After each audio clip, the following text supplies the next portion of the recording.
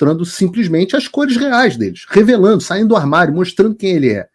Então você tem até a Amanda Klein ou Gerson Camarote na Globo News. Amanda Klein é um pouco mais inteligente, Gerson Camarote, eu acho que tem meio indignados ali, o presidente Lula mandou mal. O que mostra como é que esses caras são despreparados para a função de comentarista. Porque alguém estar surpreso com a posição do Lula anti-Israel? Ou a posição do PT?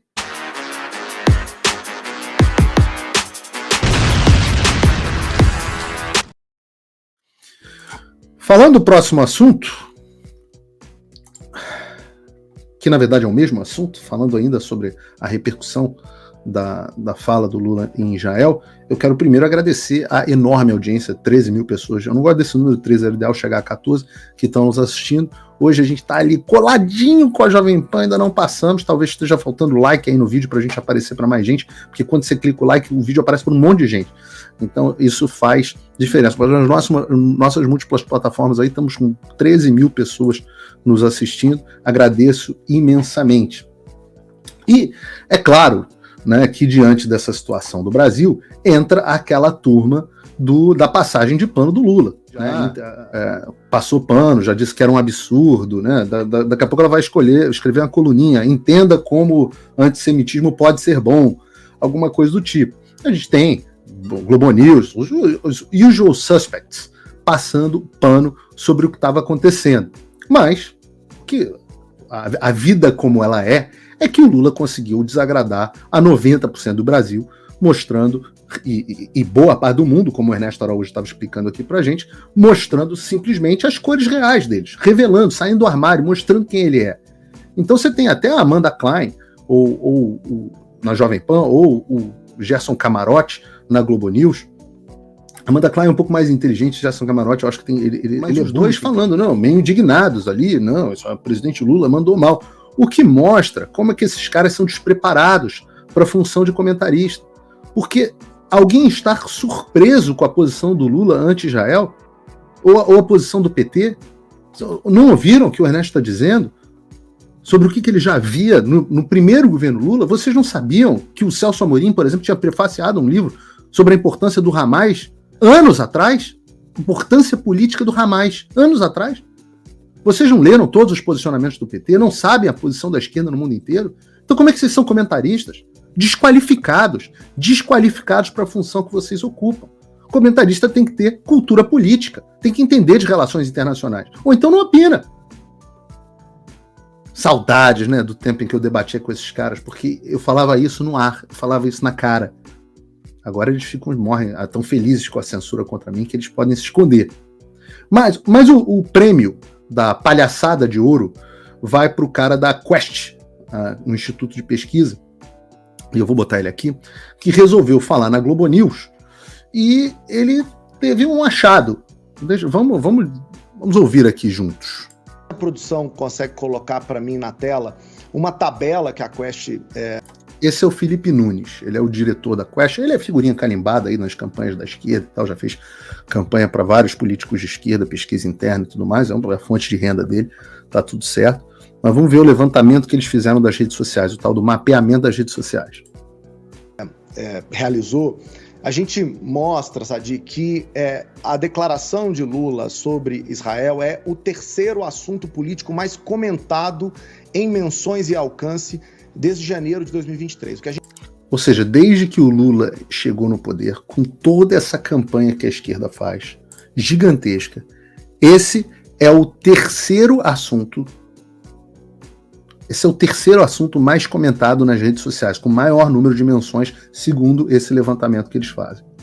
A gente está vendo aqui uma divisão desses comentários ao longo do tempo, e olha o que é interessante, 90% de quem falou primeiro, comentário ao longo do tempo, né? 90% dos comentários são críticos a Lula e 10%, ele vai dizer aqui, foram favoráveis. E ele tenta dizer que o divisor do negócio foi o tweet do Netanyahu. Em primeiro lugar, Felipe, você é diretor de instituto de pesquisa, você tem que saber, ele é gráfico. A tendência já estava mais do que descarada desde o primeiro momento. Pô, sabe mais calcular derivada? Pô, calcula a derivada das duas curvas que você vai ver, pô. Pelo amor de Deus, né? Cálculo 1. Acho que ensino médio, não sei se ensino mais derivada no ensino médio, mas deveria ser cálculo 1, ensino médio, para você fazer análise de pesquisa. Aqui, ó, tweet do Netanyahu. Porra, olha o tamanho, não muda a derivada da curva, que é a variação, né, a inclinação da curva, não muda absolutamente nada. Nada. Aí ele bota um gráficozinho, olha o gráficozinho, não, isso aqui é muito ridículo, não tem como aumentar isso aqui, deixa eu ver se eu consigo aumentar isso aqui. Pronto, aumentei na tela das pessoas. Olha aqui, aí entra um gráficozinho, e aí a cacofonia é proposital, é um gráficozinho mesmo, que aí mostra que a oposição articula críticas à declaração.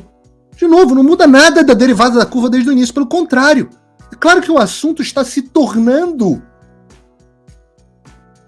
É claro que o assunto está se tornando.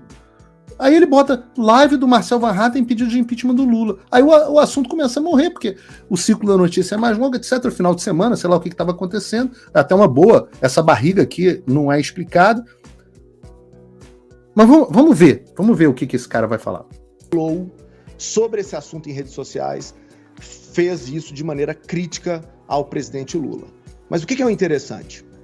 Esse não foi, Sadi, um assunto orgânico. Não foi um assunto orgânico. Prestem atenção. Ele está falando com o André Sadi. Por quê?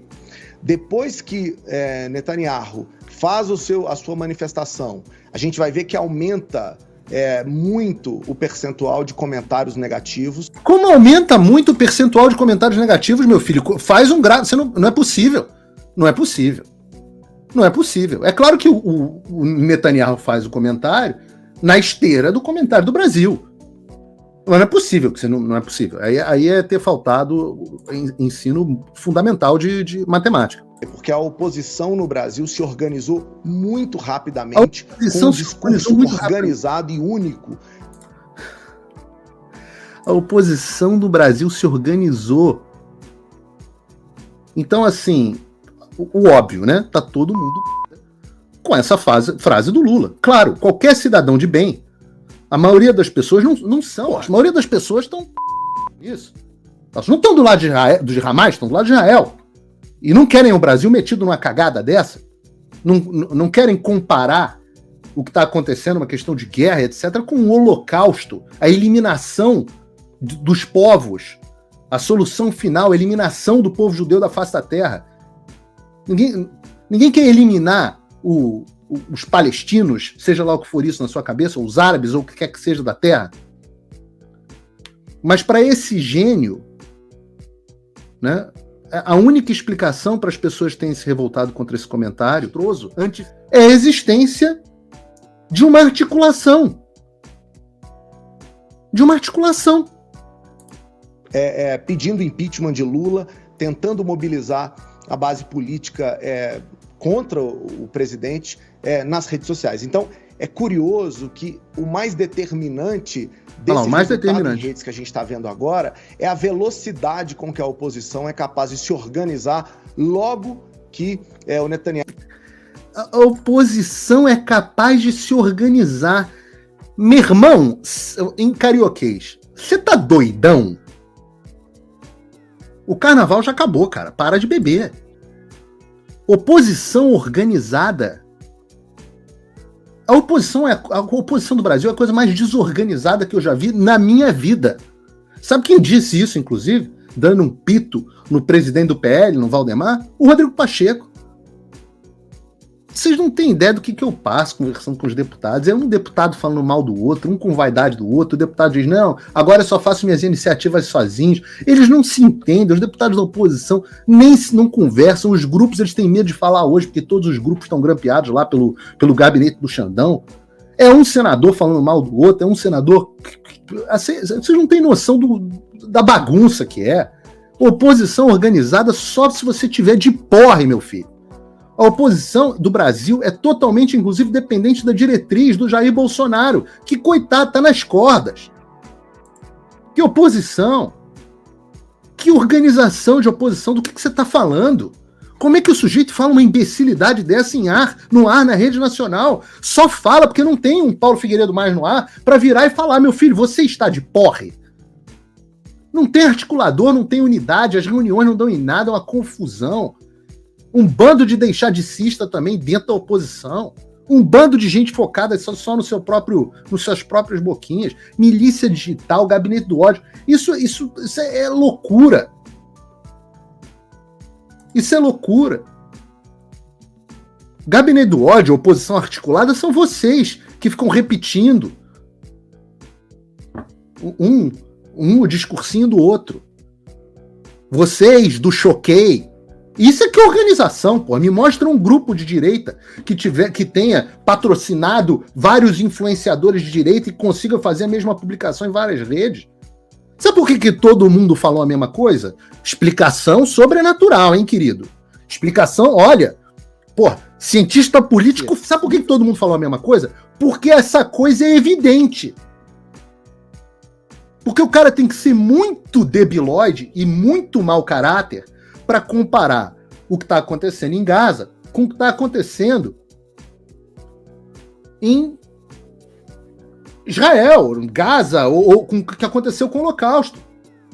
Pô, articulação internacional. Aí eu viro para você me desculpa, isso é muita burrice. O assunto saiu no New York Times. O que é isso? Articulação, reportagem crítica, articulação do gabinete de ódio. Washington Post, pô, tá aqui, ó. Assunto comentado, todos os jornais, eu podia abrir aqui, BBC, o New York Times e o Washington Post, os dois jornais mais de esquerda do mainstream americano. Os colunistas da CNN estão sentando pau. O que é isso? Articulação do gabinete do ódio? O Simon Wiesenthal Center, talvez o mais importante instituto, think tank aqui para promover, para proteger os judeus, denuncia o presidente Lula do Brasil por comparar Israel, os ataques justos de Israel a Hamas em espanhol. Eles não falam português, naturalmente, porque português não é língua, é dialeto. Então, apesar de ser lindo. O que é isso? Foi o Carlos Jordi que ligou para o Simon Wiesenthal Center? Gabinete do ódio? Como é que pode um sujeito falar um troço desses? Como é que pode? Agora, o que é legal para vocês estudarem de história, né, é que essa ideia de gabinete do ódio, de propaganda articulada, de articulação na internet, etc. Cara, o regime usou os judeus justamente de espalhar desinformação e propaganda negativa sobre a Alemanha como parte da justificativa para perseguir essas pessoas, que é exatamente o que está acontecendo agora. Espalhar desinformação e propaganda negativa da Alemanha, um gabinete de ódio dos judeus, foi justificativa. A imprensa judaica, os intelectuais judeus, dizendo que tinha uma conspiração internacional para difamar a Alemanha e minar o renascimento nacional ariano. E era com isso que eles justificavam a perseguição e, eventualmente, a eliminação, primeiro a perseguição e depois a eliminação de qualquer oposição considerada como sendo influenciada ou controlada pelos judeus. Você está entendendo o que você está dizendo, Felipe? Você está entendendo a gravidade do que você está dizendo?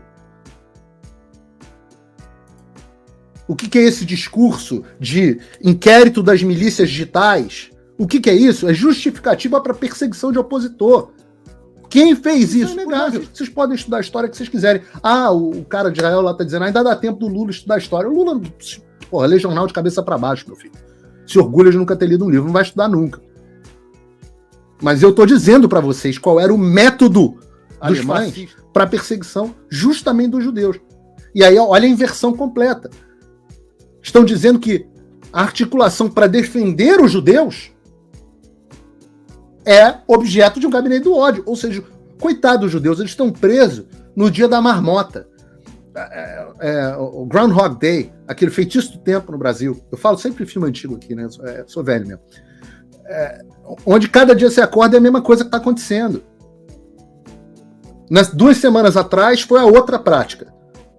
O líder lá do PT, fundador, genuíno, dizendo para boicotar a empresa de judeu.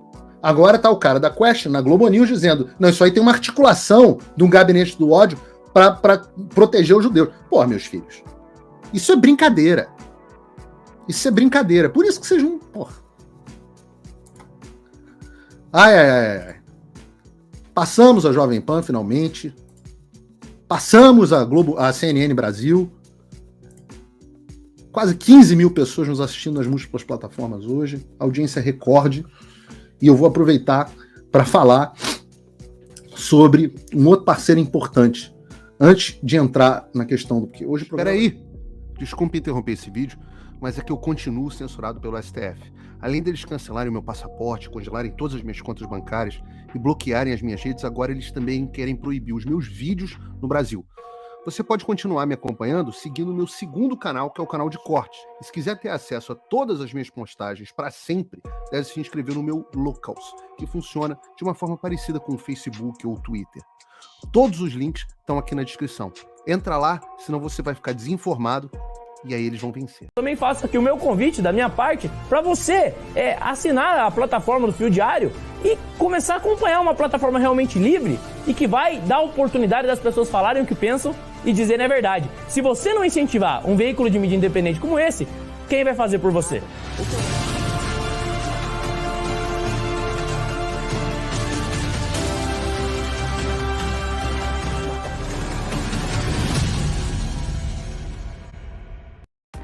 Faça o tal do triplo C. Curta, comenta e compartilhe. Você pode fazer essas 3 coisas que ajudam o algoritmo a aparecer. Mas eu não estou brincando não, pessoal. Dá uma paradinha agora de 1 segundo e clica no joinha. É importante que você faça isso. Porque se você não fizer, inclusive atrapalha o vídeo. Parece que o vídeo é menos relevante.